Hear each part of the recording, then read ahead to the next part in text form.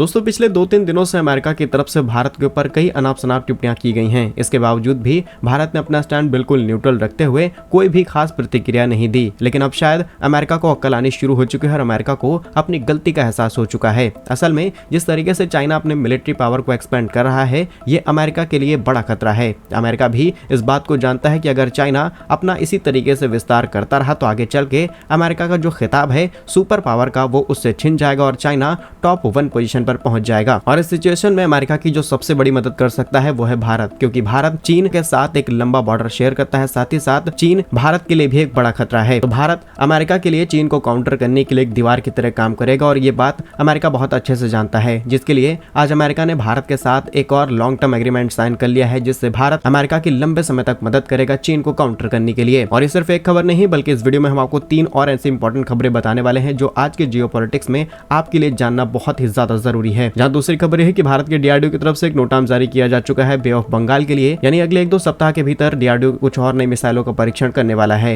हैरानी वाली बात यह है कि पिछले 1.5 महीने के भीतर हमने कई ऐसी मिसाइलों के परीक्षण कर डाले हैं और अब फिर मिसाइल परीक्षण का समय आ चुका है। तीसरी खबर यूएनएससी यानी यूनाइटेड नेशन सिक्योरिटी काउंसिल से जुड़ी हुई है, जहां पर भारत ने एक बार फिर पाकिस्तान को उसी की भाषा में जवाब दिया है। और चौथी बड़ी खबर यह है कि रिसेंटली भारत ने जिस देश को ब्रह्मोस मिसाइल एक्सपोर्ट की है उस देश ने भारत को एक बड़ा पोर्ट ऑफर कर दिया है और बहुत जल्द वो पोर्ट भारत के नाम होने वाला है, जिसके बाद चाइना को काउंटर करने के लिए भारत को एक और बड़ी इंपॉर्टेंट लोकेशन मिल जाएगी। आइए सभी खबरों को डिटेल्स में जानते हैं। बस हमें सपोर्ट करने के लिए इस वीडियो को छोटा सा लाइक और चैनल को सब्सक्राइब जरूर कीजिएगा। दोस्तों यदि पहली खबर की बात की जाए तो यूएस नेवी ने भारत के साथ एक और एग्रीमेंट साइन किया है कोलकाता पोर्ट के साथ, ताकि यहाँ पर वो अपने वॉरशिप्स एंड सबमरीन्स को रिपेयर एंड मेंटेन कर सकें। ये अमेरिका की तरफ से होने वाली भारत को लेकर के चौथी बड़ी डील है। इससे पहले अमेरिका ने भारत के कोची शिपयार्ड लिमिटेड के साथ में कॉन्ट्रैक्ट साइन कर रखा है, एलएनटी के साथ और मैज़ेगॉन डक शिपबिल्डर्स लिमिटेड के साथ में ऐसा ही कॉन्ट्रैक्ट साइन किया गया है, जहां पर हम अमेरिका के वॉरशिप्स एंड सबमरीन्स को रिपेयर एंड मेंटेन करेंगे, ताकि कभी भी अमेरिका चाइना के साथ वॉर की सिचुएशन में फंसता है तो अमेरिका के लिए अपने शिप्स एंड सबमरीन्स को रिपेयर एंड मेंटेन करना काफी ज्यादा आसान हो जाएगा।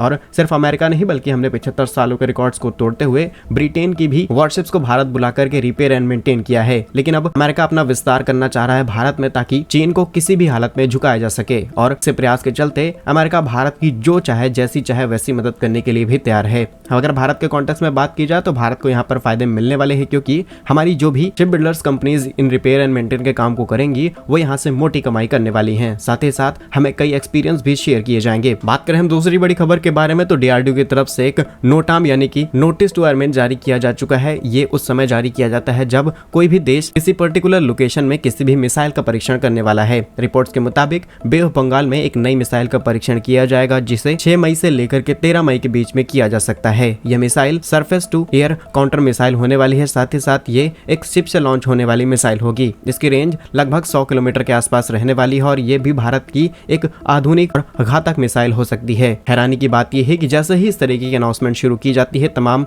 जो फ्लाइट्स उस पर्टिकुलर एरिया से जाने वाली है, साथ ही साथ जो आने वाले शिप हैं वो वहां से आना और अपना रास्ता बदल देते हैं। लेकिन चाइना ने भारत की इस हरकत पर नजर रखने के लिए आसपास कई ऐसे शिप्स को डिप्लॉय करना शुरू कर दिया है। इससे चीन का डर साफ नजर आता है। बात की जाए तीसरी बड़ी खबर की तो यूनाइटेड नेशन सिक्योरिटी काउंसिल में भारत की स्थायी सदस्य रुचिरा कंबोज जी ने पाकिस्तान को उसी की भाषा में जवाब दिया है। असल में एक इंपॉर्टेंट मीटिंग के दौरान पाकिस्तान ने कहा कि भारत लगातार पाकिस्तान को धमकाने की कोशिश करता है और उसी की भाषा में जवाब देते हुए कहा गया कि हम तो चाहते हैं कि विश्व भर में शांति बनी रहे, भारत की सीमाएं सुरक्षित रहें और किसी भी देश के अंदर कोई भी जनहानि ना हो। इसके बावजूद भी पाकिस्तान आतंकवाद का संरक्षण करता है। साथ ही साथ जब भी हम पाकिस्तान पर ऐसे टिप्पणी करते हैं कि पाकिस्तान ने आतंकवाद का समर्थन किया है, तब चीन आकर के पाकिस्तान की मदद करता है। हाल ही में आपने देखा होगा कि कई सारे इंपॉर्टेंट मिसाइल, सबमरीन और स्पेस मिशन में भी चीन ने पाकिस्तान का खुल करके समर्थन किया है। वहीं भारत की कई सीमाओं पर रोड का कंस्ट्रक्शन और कई हाईवेज का कंस्ट्रक्शन भी चीन के द्वारा शुरू किया जा चुका है और यहाँ पर किसकी गलती है ये साफ नजर आता है। फिलहाल भारत के इस स्टेटमेंट के बाद पाकिस्तान की तरफ से बोले जाने वाले सभी लोग शांत होकर के बैठ गए और इससे ही समझ में आता है कि पाकिस्तान की यहाँ पर गलती है या फिर नहीं। और हम बात करें चौथी और सबसे इंपॉर्टेंट खबर की तो एशिया के दूसरे सबसे अमीर व्यक्ति गौतम अडानी जी अब इंटरनेशनली एक और पोर्ट पर अपना कब्जा करने जा रहे हैं। इससे पहले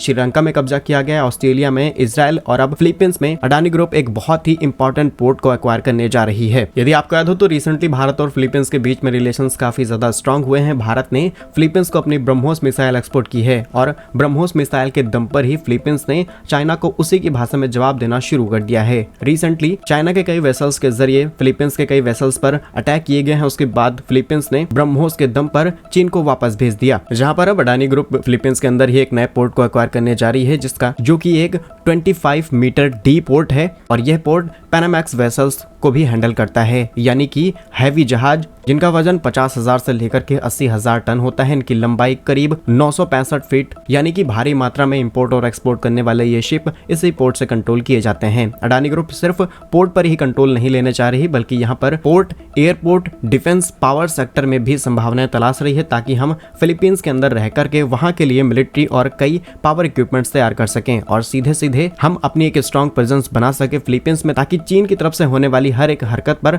भारत की नजर रहे। और अगर बात की जाए इस पर्टिकुलर लोकेशन की, तो ये एक ऐसी लोकेशन है जहां पर 3 से 4 ट्रिलियन डॉलर का ट्रेड किया जाता है और चाइना का मैक्सिमम सामान इसी जगह से एक्सपोर्ट किया जाता है। और अगर भारत का यहाँ पर अच्छा कंट्रोल रहेगा, भविष्य में चाइना अगर हमारे नॉर्थ में कोई भी छोटी सी भी हरकत करने की कोशिश करता है तो भारत यहाँ से चाइना को चोक कर सकता है। और यही तैयारी अमेरिका भारत के साथ मिलकर के कर रहा है इंडो पैसिफिक में, और अमेरिका काफी इंपॉर्टेंट रोल प्ले कर सकता है अडानी ग्रुप को ये पोर्ट दिलाने में, क्योंकि अमेरिका भी जानता है कि अगर भारत को ये पोर्ट मिल गया तो अमेरिका भी इसका इस्तेमाल आसानी से कर सकता है। यानी ओवरऑल बात की जाए तो यहाँ से चीन को घेरने की कोशिश की जा रही है। वहीं अडानी ग्रुप यहाँ पर पोर्ट और पावर सेक्टर को भी तलाश रहे हैं, साथ ही साथ कई भारतीय कंपनियां यहाँ पर ऑयल बिजनेस को भी एक्सप्लोर करने की तैयारी में हैं। असल में फिलीपींस कई छोटे छोटे आइलैंड से मिलकर के बना हुआ देश है और इनके जो कोस्टल एरियाज हैं यहाँ पर कई बड़े ऑयल फील्ड को डिस्कवर किया गया है। अगर भारतीय कंपनीज यहाँ पर अपनी प्रेजेंस स्ट्रॉन्ग कर लेती हैं तो भारत के लिए ये बड़ी उपलब्धि होगी और भारत यहाँ से भी natural gas and crude oil निकाल सकता है और जरूरत पड़ी तो इसे फिलीपींस के अंदर रिफाइन करके वहां बेचा जाएगा और फिर इसे भारत में ला करके हम दुनिया में एक्सपोर्ट कर सकते हैं, क्योंकि भारत के पास इस समय